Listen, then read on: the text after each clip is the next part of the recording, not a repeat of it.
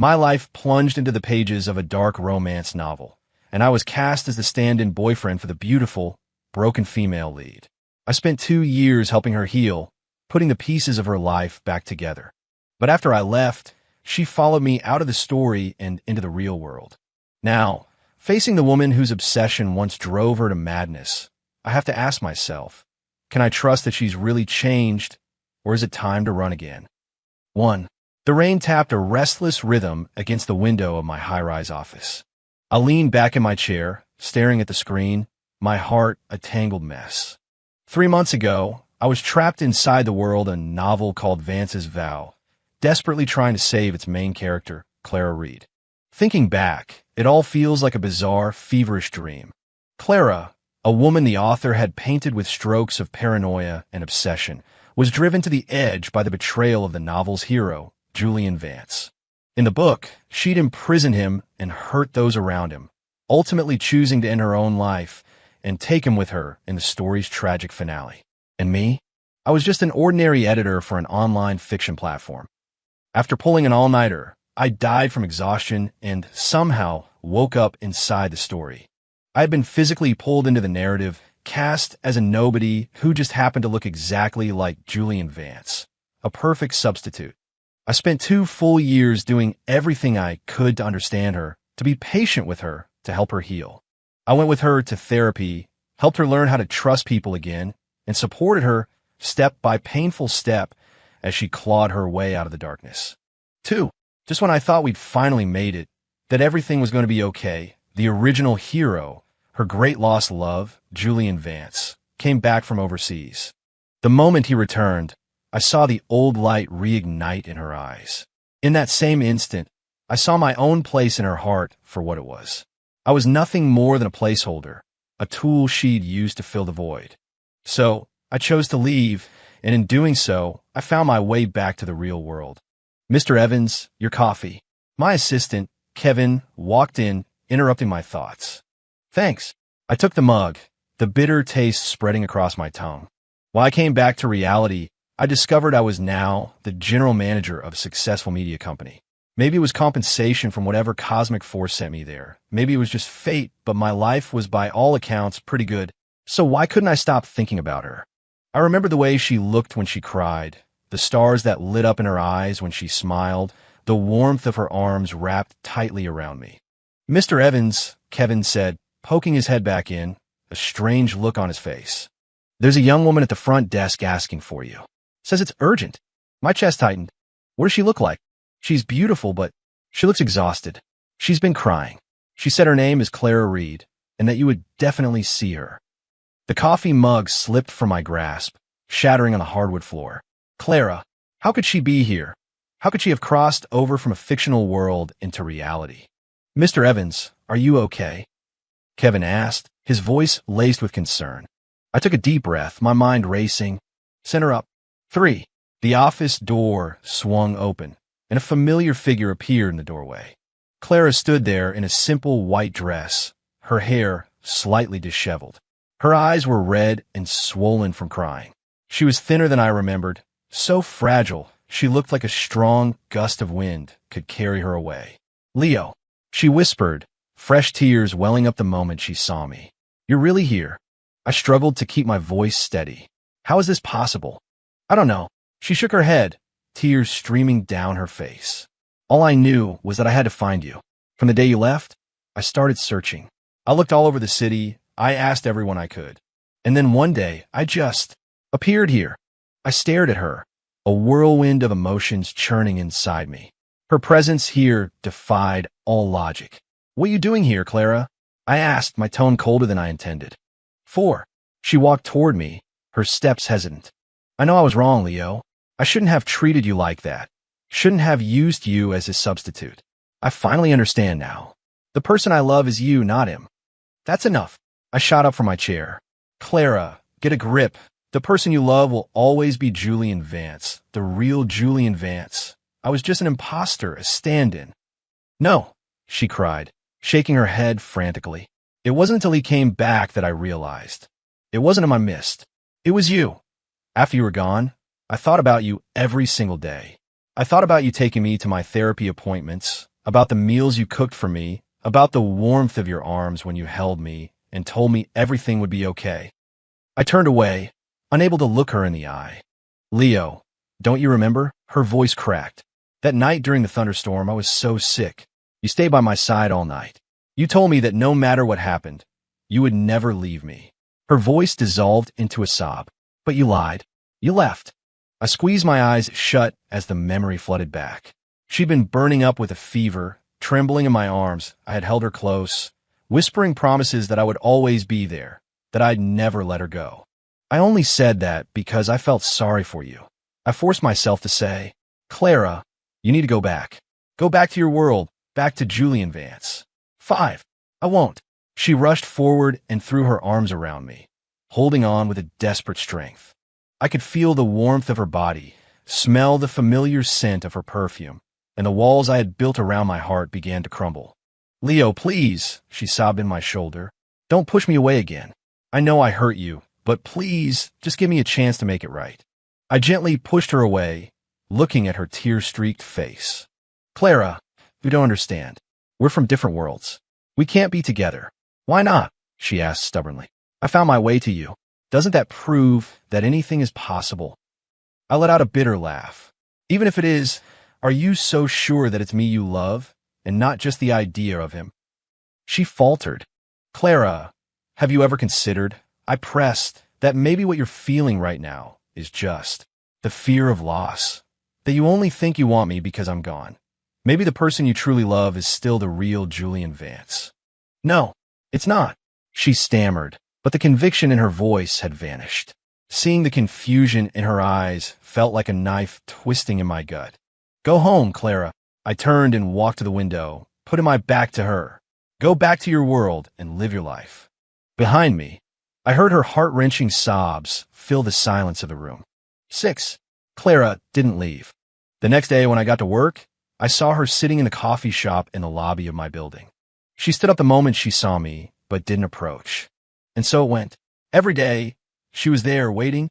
At first, I ignored her, but her quiet persistence was impossible to dismiss.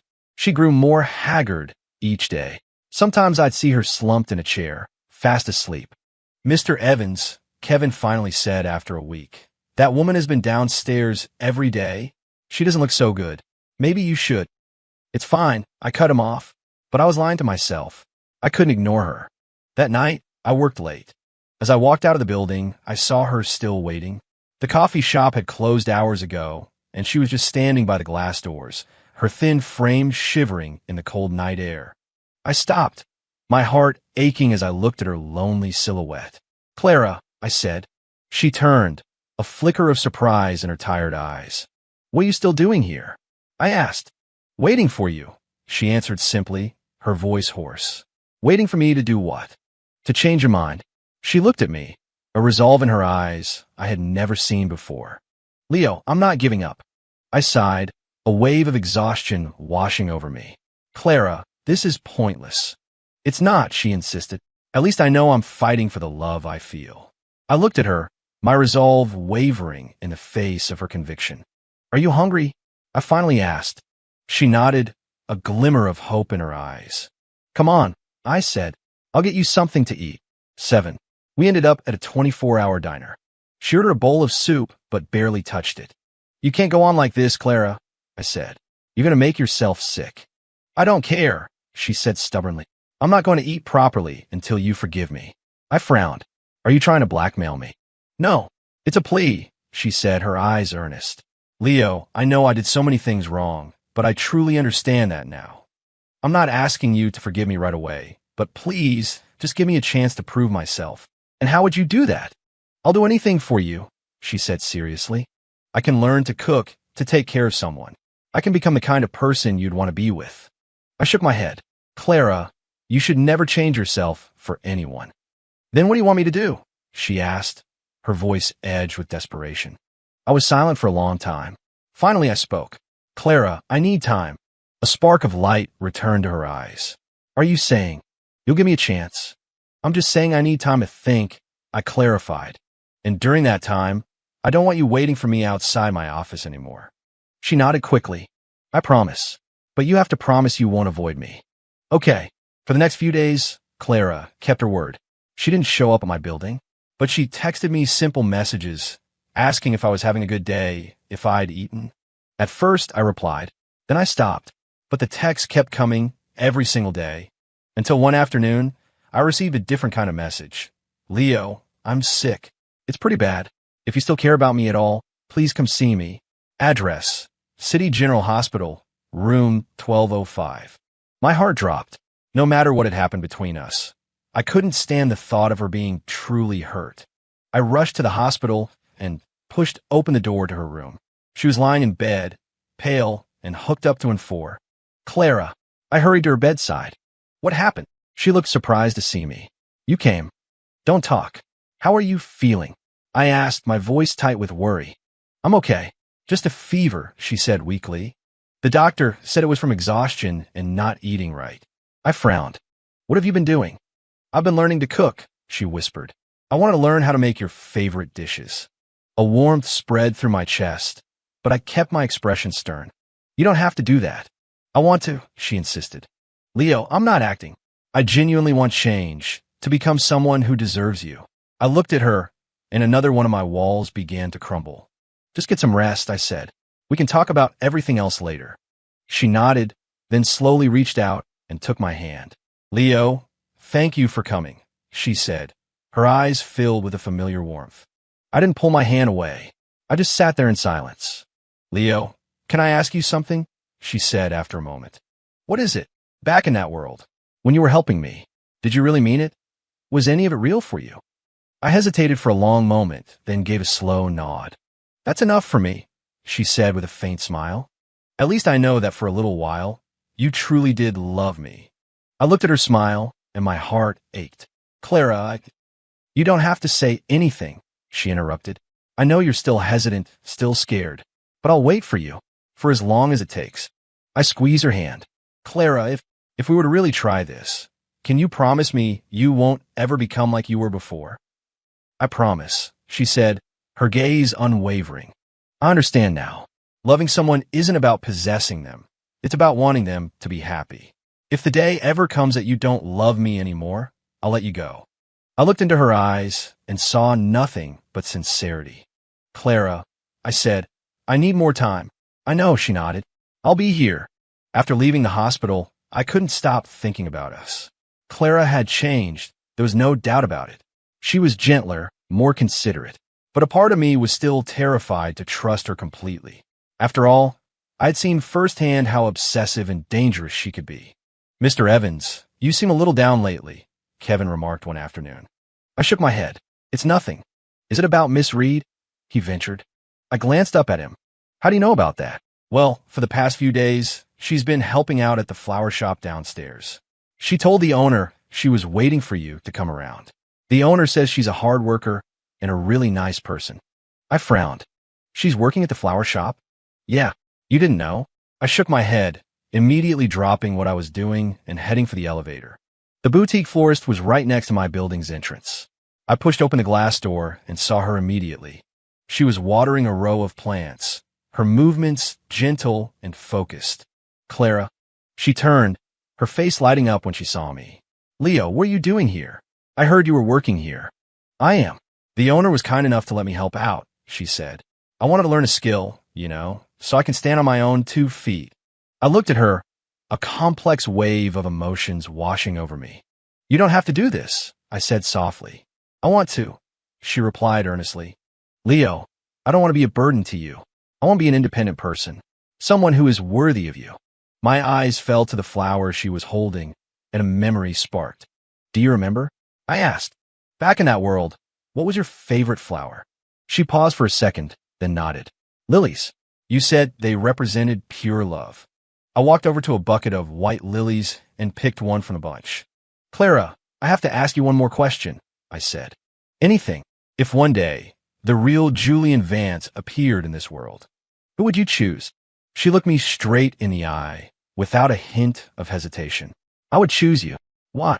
Because you were the one who saved me, she said, her voice full of emotion. You were the one who stayed with me through my darkest moments. Leo, I understand now. It was never about him.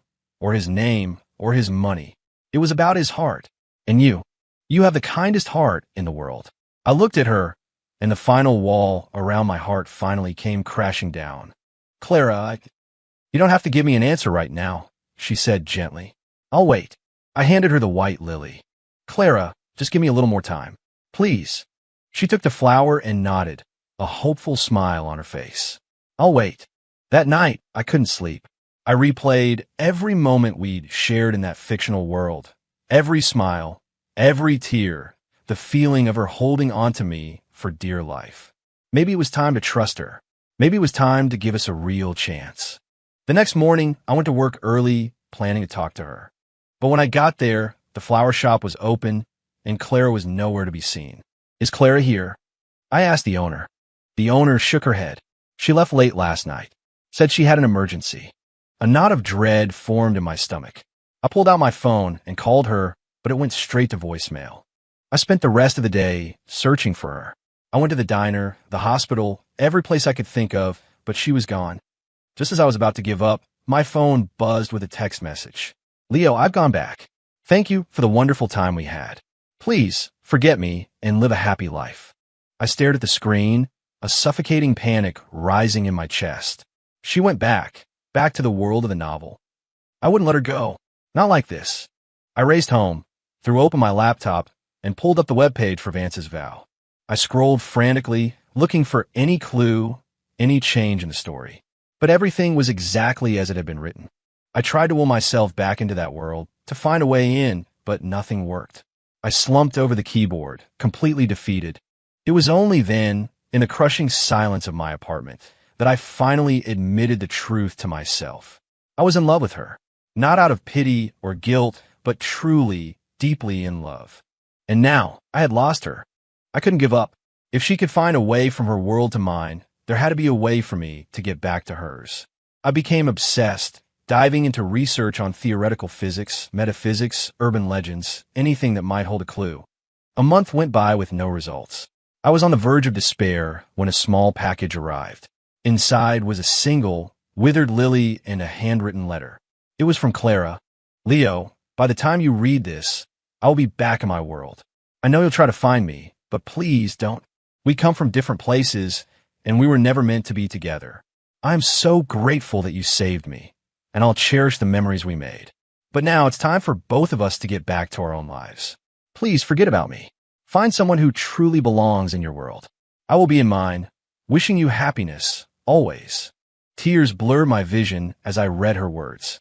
You foolish girl, I whispered, clutching the dried flower. How could you make that decision for me? I love you. It doesn't matter what world you're in, I will find you. As the words left my lips, a sudden wave of dizziness washed over me. The world around me started to warp and blur, and I felt an invisible force pulling me apart. When I opened my eyes again, I was standing in a familiar place.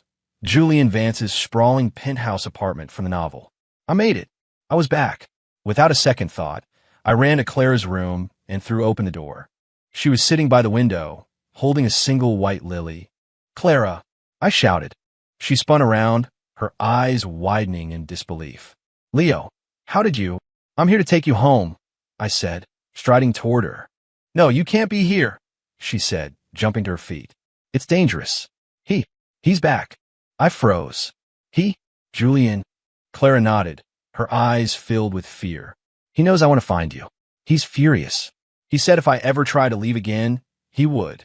He would what? I demanded. He would hurt you, she said, her voice trembling. Leo, please, you have to go. Leave before he finds you.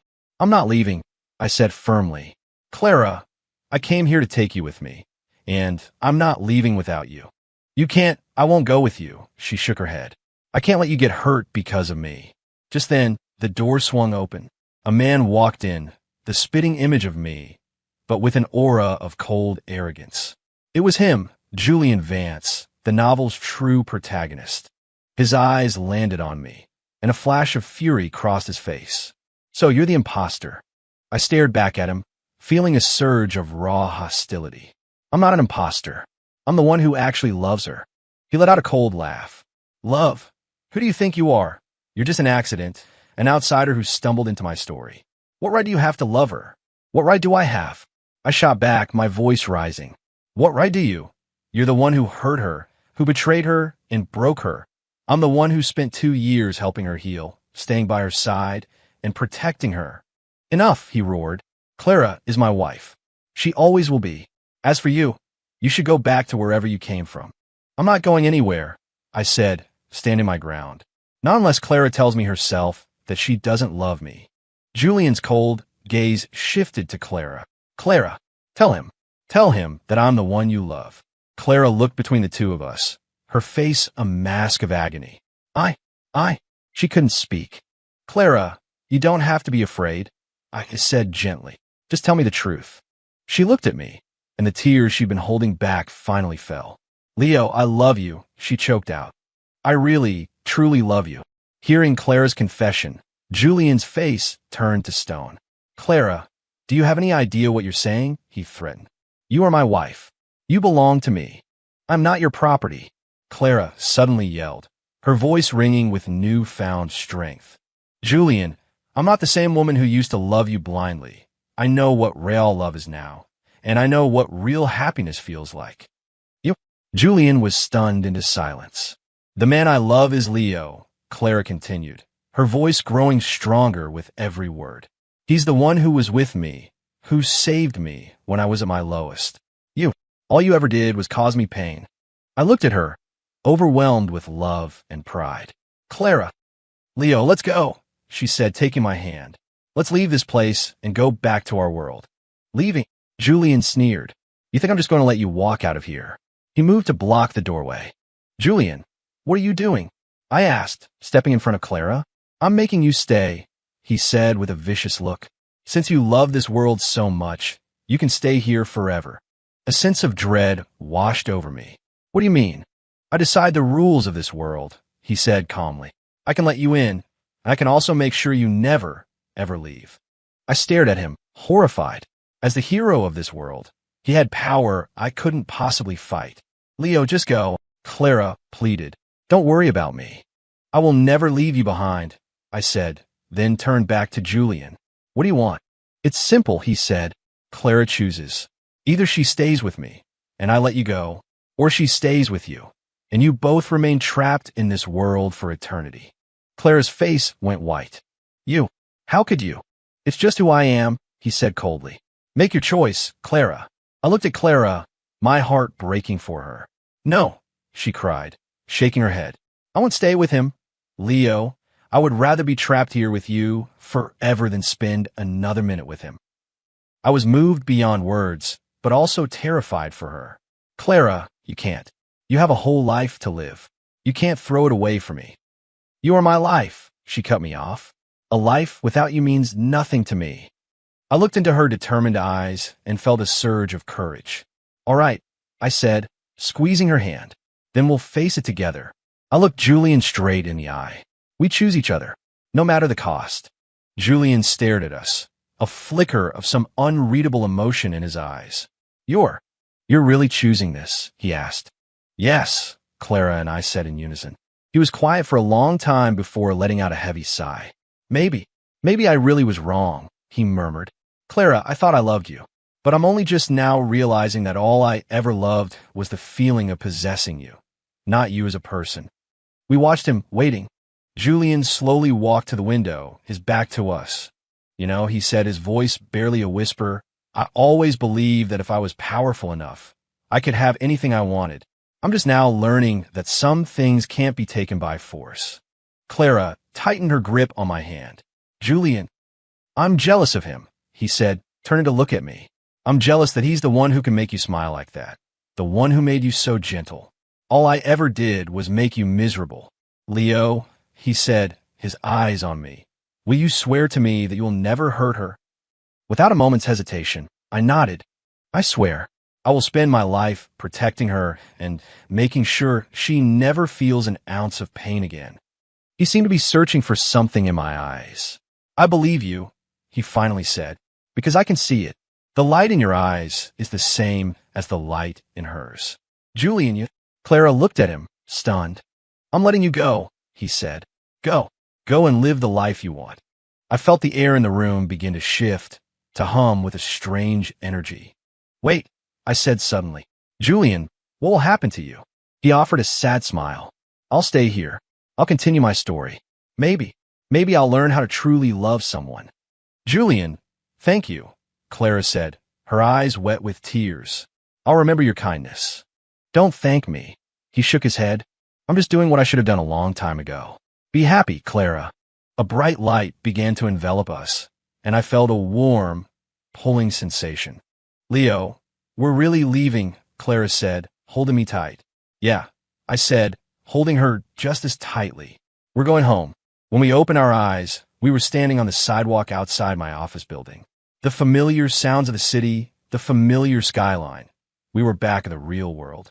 We really made it back, Clara said, looking around in awe.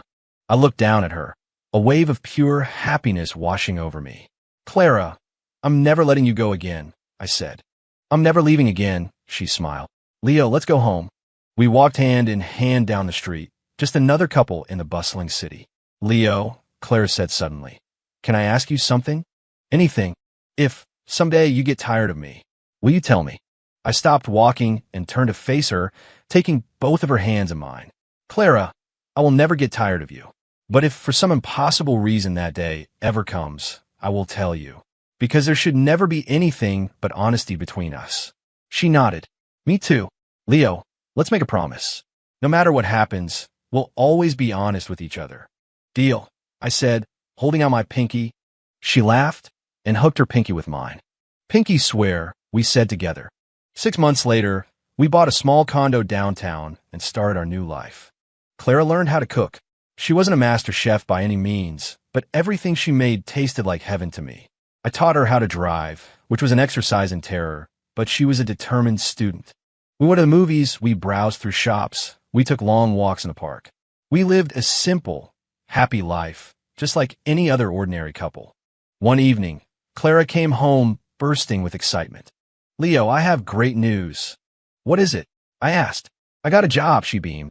The owner of a flower shop wants to hire me as the manager. I stared at her, amazed. Really? Really, she nodded.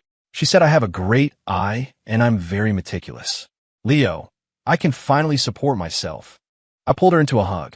Clara, I'm so proud of you. Thank you for always believing in me. Leo, she mumbled into my chest. I never would have made it here without you. Don't be silly, I said, stroking her hair. You've always been brilliant. You just needed the chance to let it show. Let's go out and celebrate tonight, she suggested. Absolutely. Where to? How about that diner where we had our first real meal together? That night, we went back to the 24-hour diner. We sat in the same booth, under the same fluorescent lights, but the feeling was completely different. Do you remember? Clara asked. The first time we came here, all I ordered was a bowl of soup. I remember. I nodded. You looked so worn out. I was so worried about you. Back then, I thought I'd never be happy again, she said softly. But now I feel like the luckiest person in the world. I watched the genuine smile play on her lips and felt a profound sense of contentment. I'm pretty happy myself, Clara, I told her. Leo, I have a secret to tell you, she said, leaning in conspiratorially. What is it? The truth is, from the very first day I arrived in this world, I knew I never wanted to go back, she said. Because you were here. I reached across the table and took her hand. Well, I have a secret for you two. What's that? The truth is, from the first moment I saw you, I knew I was going to fall in love with you, I said. Not out of pity, not out of guilt, but because I knew, somehow, that you were the one I had been looking for. Her eyes glistened with tears. Leo, Clara, marry me, I said, the words feeling more right than anything I'd ever said. She stared at me, speechless. What? I pulled a small box from my pocket and opened it to reveal a simple diamond ring. Marry me, Clara Reed, I said, my voice thick with emotion. Let's be together forever. The tears finally spilled over, streaming down her cheeks. Leo, yes, she sobbed. Yes, I will marry you. I slid the ring onto her finger and leaned across the table to kiss her. I love you, Clara, I whispered. I love you too, Leo, she whispered back. A year later, we got married. It was a small ceremony with just a few friends and colleagues. But to us, It was the most perfect wedding in the world. Clara, in a simple white dress, looked like an angel. As she walked down the aisle toward me, I knew I was the luckiest man alive. Leo, do you take Clara to be your wife, to have and to hold, in sickness and in health, for richer or poorer, to love and to cherish, for as long as you both shall live? I do, I said, my voice unwavering. And Clara, do you take Leo to be your husband, to have and to hold, in sickness and in health, for richer or poorer, to love and to cherish, for as long as you both shall live? I do, she answered through happy tears. You may now kiss the bride, the officiant announced. I leaned in and kissed her as our friends applauded. In that moment, I knew our story had found its perfect ending. 2 years later, we had our first child, a beautiful baby girl. Clara named her Hope. Leo, who do you think she looks like? Clara asked, cradling our daughter in her arms. She looks like you, I said. She has your eyes, your smile. I hope she has your kindness, Clara said, and your warm heart. I looked at our daughter, my heart swelling with a love so immense I thought it might burst. Thank you, Clara, I said. Thank you for making my life so beautiful. I should be thanking you, she replied. Leo, meeting you is the luckiest thing that ever happened to me. We smiled at each other and then turned to look out the window together. The sun was setting, casting a golden glow over our small family. Our home was filled with a warmth and love that had once only existed in a dream. Sometimes I still think about that fictional world and about the original Julian Vance. I wonder how he is and if he ever found a happiness of his own. But then I look at Clara and our daughter, and I know that no matter what, we will cherish what we have built. Our story had a difficult, impossible beginning, but our ending is more beautiful than anything I could have ever edited or written. As Clara once said, some loves are worth crossing worlds to protect. And we did.